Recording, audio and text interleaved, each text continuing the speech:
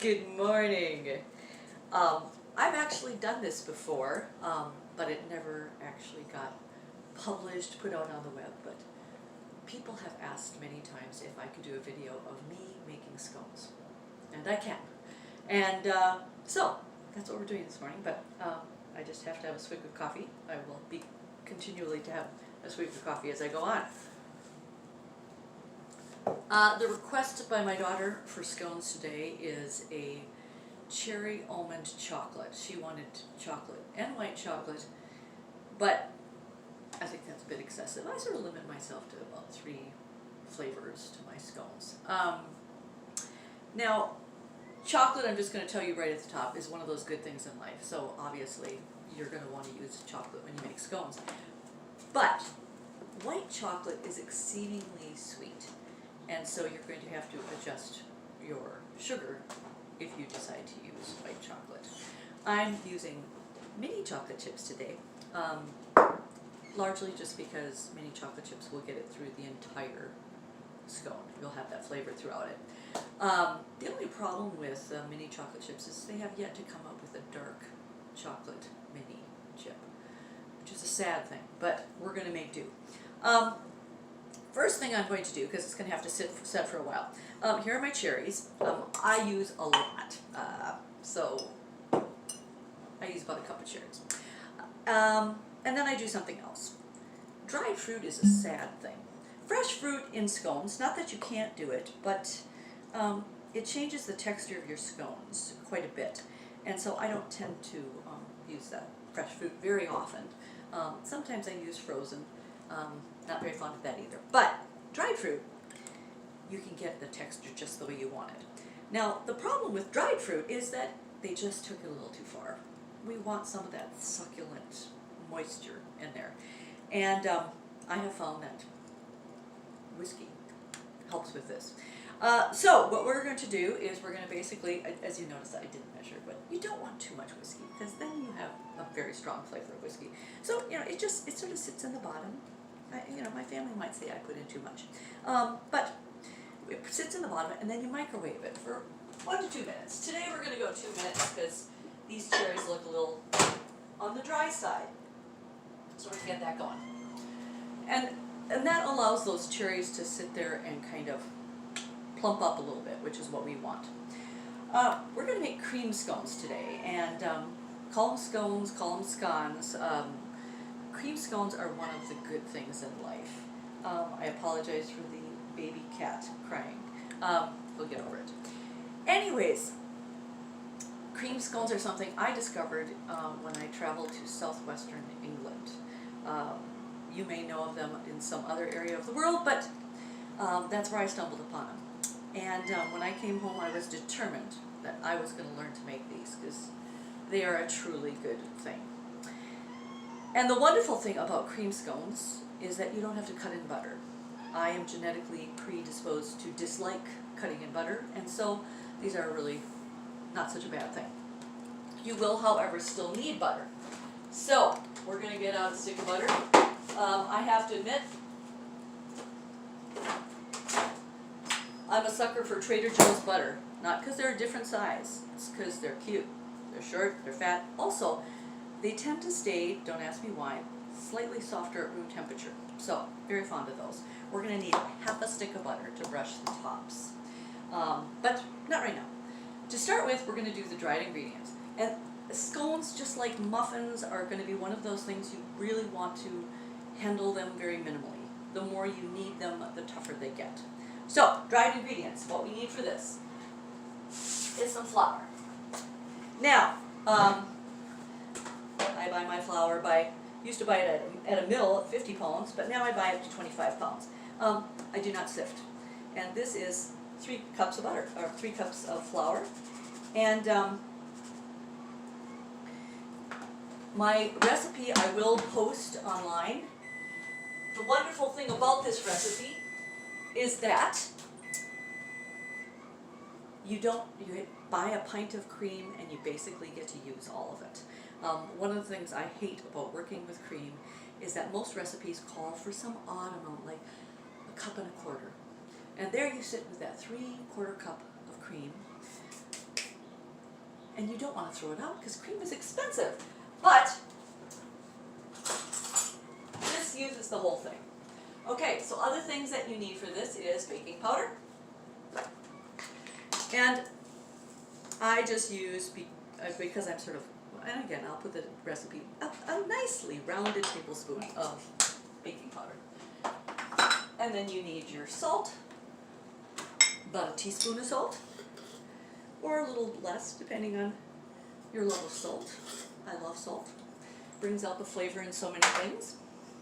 And then sugar. And because we're using the regular chocolate, we're going to use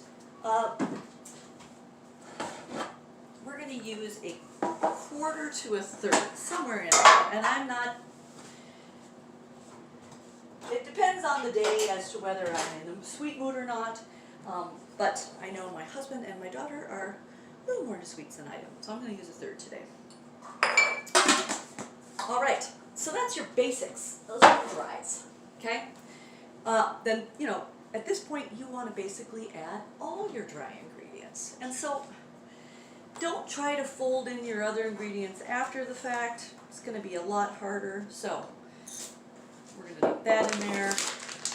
Again, I like flavor. So I'm going to put, you know, about that. I don't have a very big hand, but a nice handful, maybe a little bit more. And then I always find almonds, I love almonds, but they don't always come through as that really rich almondy flavor. So I'm kind of predisposed not to use flavoring in my scones, but today I'm going to make an exception, and we are going to grab our almond flavoring. There it is. I'm going to add that, but I'm going to add that to the cream because otherwise it's not going to get dispersed through the whole thing. All right, now cream. I happen to have bought it in a large container, and your adding of cream is going to kind of vary. Depends on the humidity in the air, and I'd love to say, I can feel it.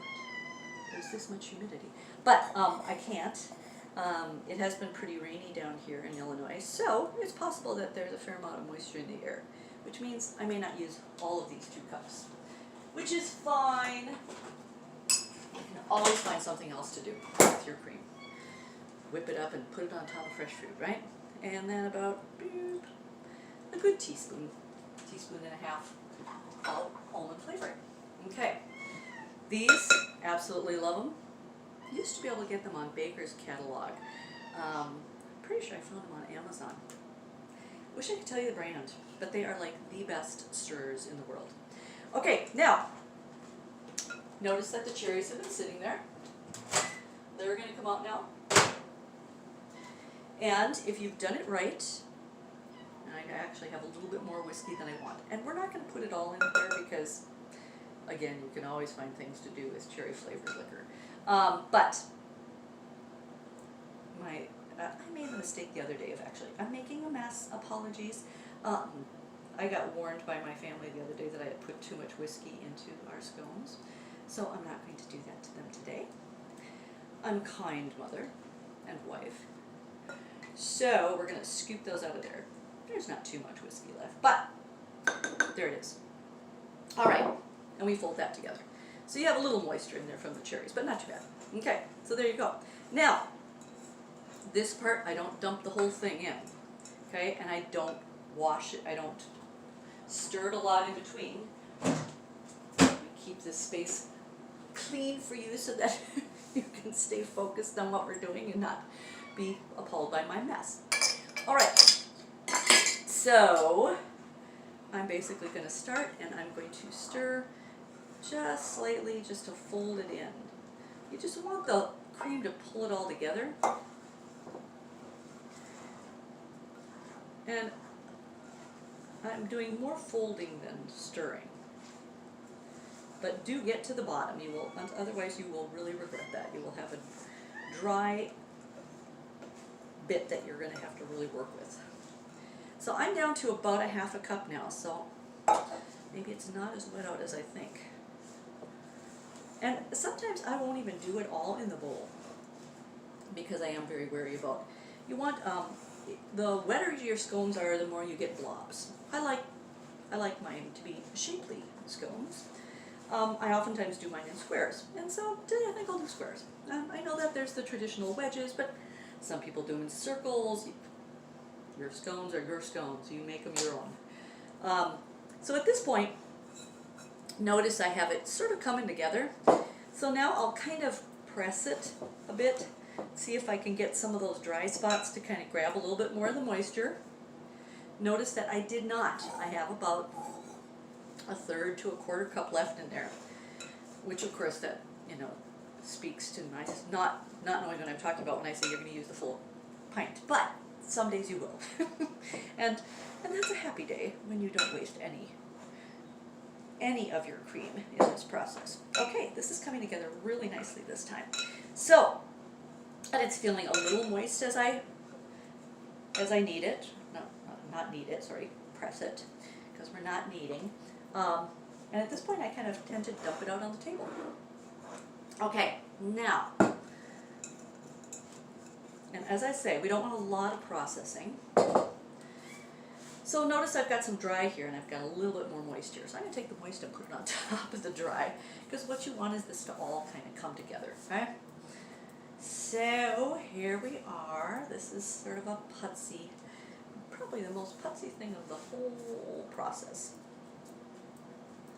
Now, notice it's pretty good. It's coming together. Now, I know that there's dry stuff underneath, so we're going to flip it over.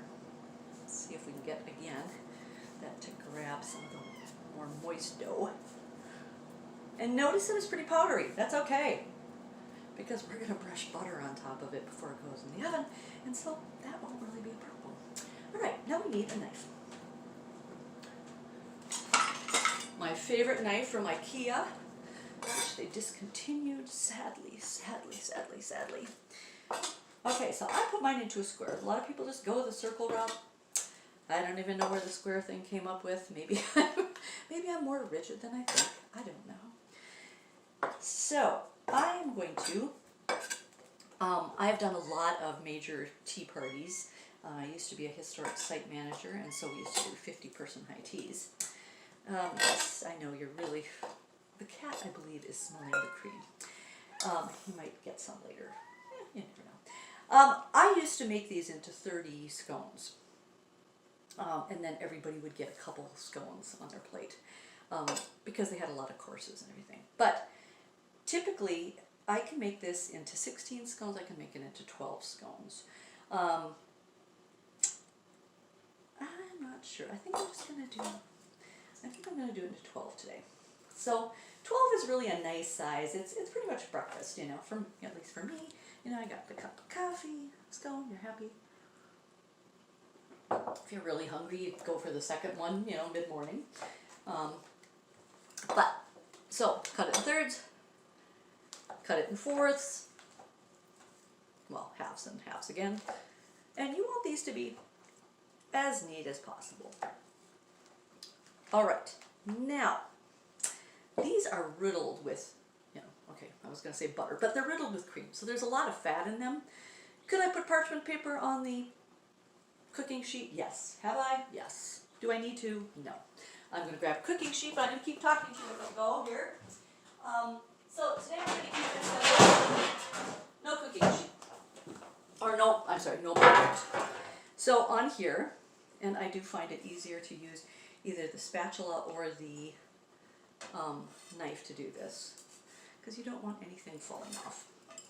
And yeah, sometimes, okay, sometimes I'm kind of anal and I go, oh, look at it, looks like a triangle. I want them all square. Go ahead.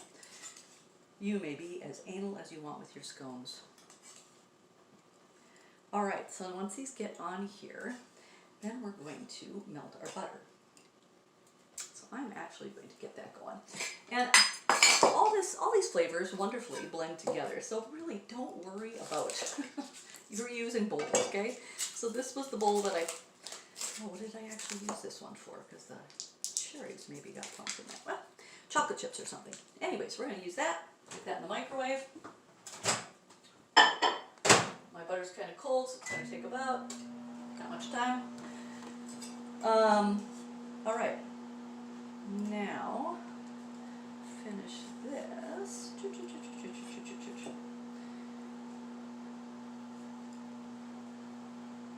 And these will spread a little bit. So, you know, give them the space due. You don't want your poor little coats to get squashed. All right. Now, the other thing that's a wonderful thing. We're gonna. Who needs some? You need some. Go there. Okay. The other thing that's wonderful about scones is sparkling sugar, and you can buy this on Amazon. I would encourage you not to buy it in a gourmet cooking store, or even if you find it at Walmart. The problem is it's really expensive. If you're going to use sparkling sugar, just embrace that that's the kind of person you are and buy a pound of it. You'll have it forever. Maybe I exaggerate. Maybe not forever. Okay, the other thing that I adore are silicone brushes in my cooking, and I like the ones that are one piece. Stays a little bit more, you know, clean, healthy. We don't have all those ridges that get all sorts of icky stuff in it. Okay, so half a stick of butter usually does the trick. And what we're going to do is we're just going to make all of these little scones just happy with this butter. And what I realized is I did not turn this on, so we're going to get this going. I bake it usually at 400. It depends on your oven and how brown you like them. So, you know, keep that in mind. All right, so we're going to do this and that. And I'd love to sit with you for 10 minutes and, you know, wax poetic on scones and everything, but, you know, I think I'll come back later and show you the finished product. But once we do this,